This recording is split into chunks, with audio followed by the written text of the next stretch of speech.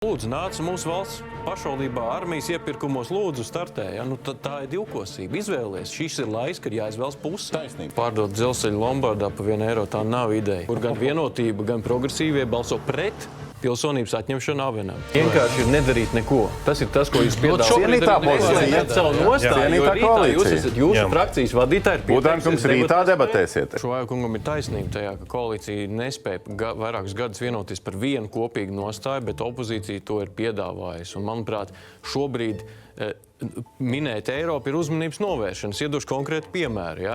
Tātad Krievijas imports. Mēs esam vairākas reizes parlamentā piedāvājuši slēgt importu ar Krieviju dažādos Budānkums pie formātos. importa pieķersimies. Paliekam tagad pie šitām pozīcijām. Jā, Šitās bet soli pa solim. Jurēvics kungs min Eiropas regulējumu kā attaisnojumu. Es gribu minēt tad konkrētu piemēru. Somijas un Zviedrijas ārlietu ministres šobrīd Eiropas komisijā cenšas pārliecināt par papildus muitas tarifu palielināšanu Krievijai. Kur ir Latvijas ārlietu ministre? Mēs to pašu atbalstam un liekam arī daudz citu. Uz katru sankciju paketu esam daudz ko.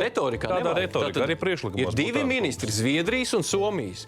Un visu cieņu Brašas kundze, es domāju, viņa ļoti nacionāli noskaņot. Bet kas ir tas iemesls, vai nezinu, progresīvie uzspiež koalīcijā, vai kas ir tas iemesls, kādēļ jūs noraidat mūsu nacionālu mērogu regulējumu? Un arī Eiropā, kas it kā ir jūsu atruna, lai nedarītu nacionālā mērogā, nevirza to, ko dara šobrīd Somi un Zviedri.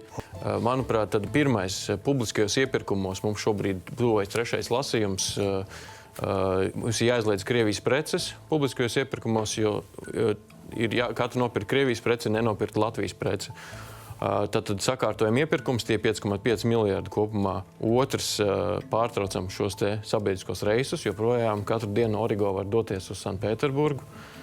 Izbeidzam to.